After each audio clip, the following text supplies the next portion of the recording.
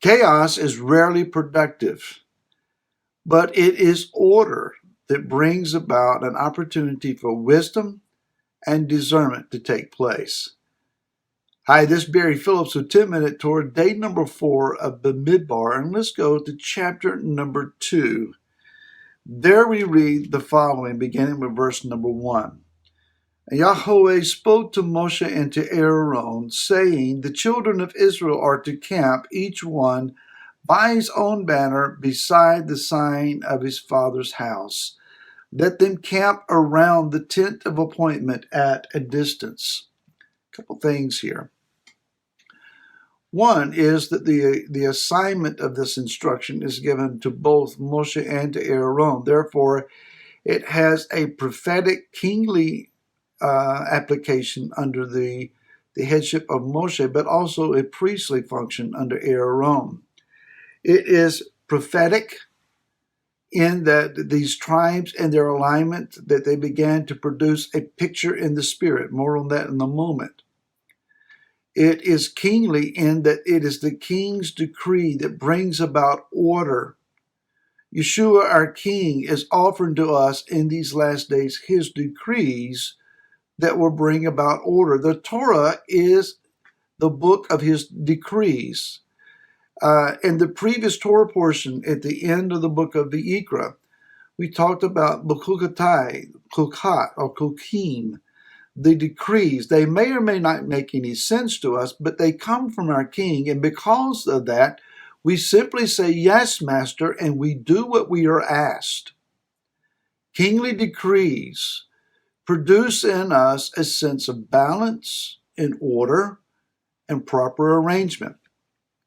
Priestly function takes place here in that we know where we belong and what our assignment is and who it is that is in our proximity, near proximity, that we might minister to.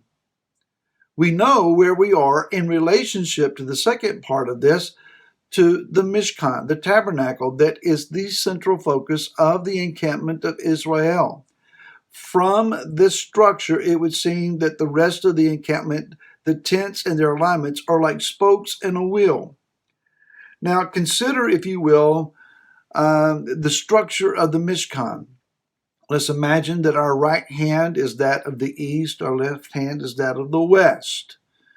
You make entrance into the courtyard of the Mishkan, or the tabernacle, from the east.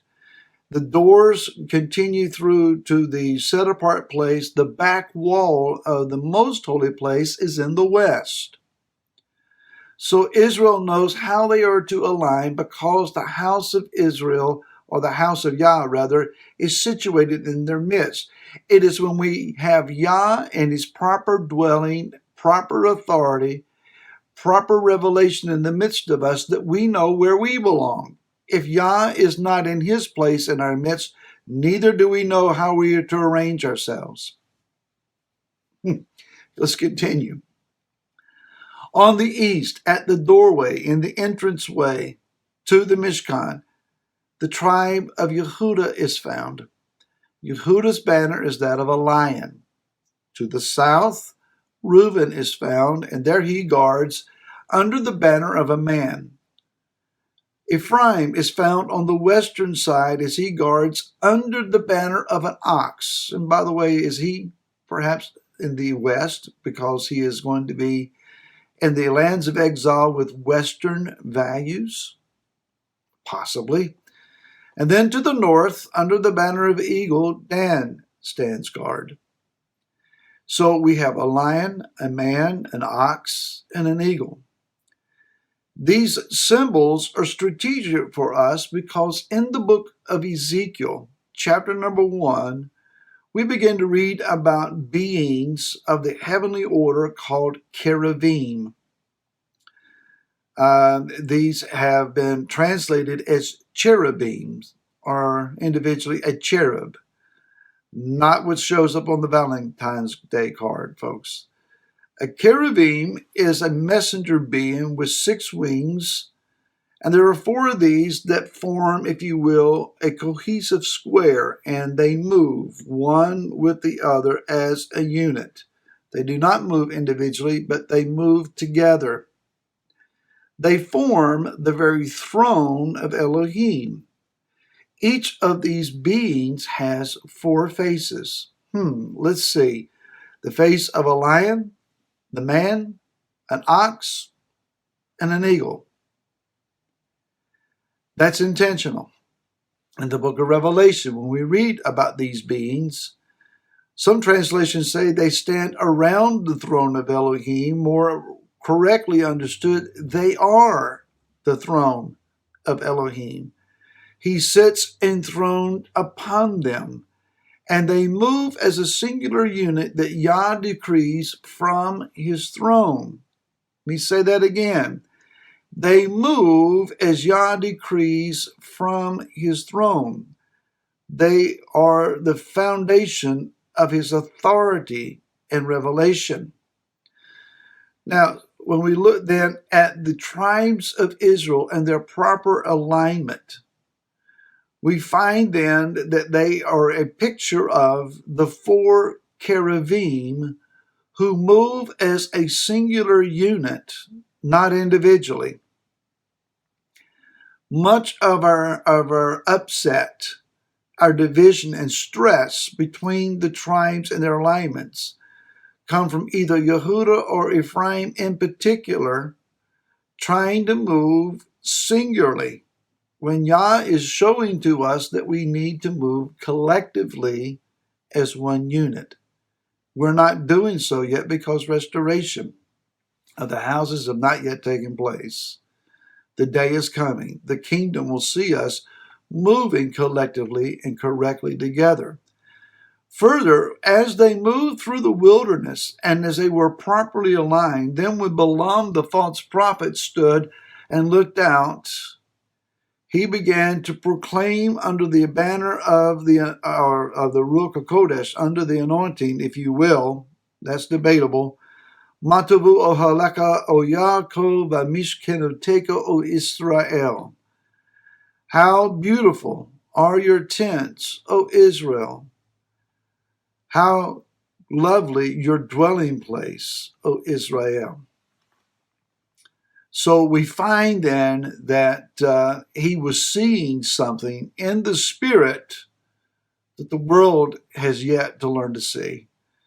The collective body of Am Israel properly aligned, properly moving, exhibiting the very throne of the Most High revealed in the earth and his full authority over us.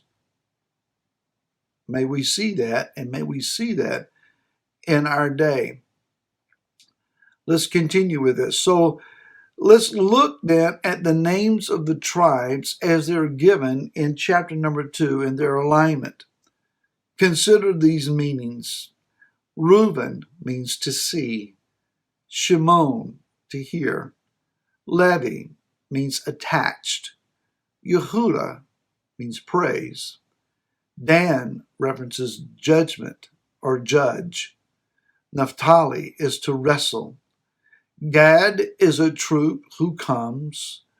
Asher is to be happy. Issachar is a reward.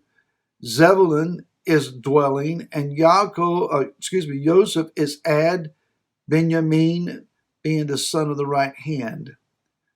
In these tribes, at this way of expression and in this alignment, by their names, we could say that Israel is those who, quote, see and hear and attach their hearts to praising their judge, and whose wrestling brings forth a troop, and whose happy reward is in their dwelling because they add the son of the right hand.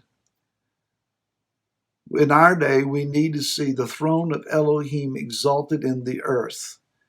The world needs to see Am Israel getting along, properly aligned, properly placed, with Yah as their central focus and central attention. When we do these things, when we know who we are and where we belong, where we're to camp, and we add the son of the right hand, bringing honor and glory to Yeshua the Messiah, the Balaams of this world can only note how beautiful how glorious Am Yisrael is. May it take place in our day. Till tomorrow, shalom.